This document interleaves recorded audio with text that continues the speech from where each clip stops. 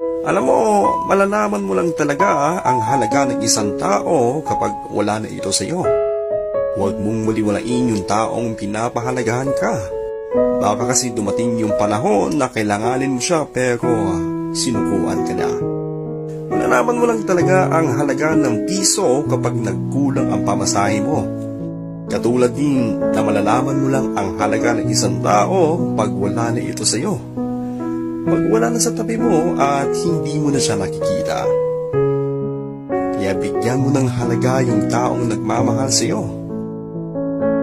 Huwag mo siyang hayaang magising sa katotohanan na marami at may mas mahigit pang iba bukod sa iyo.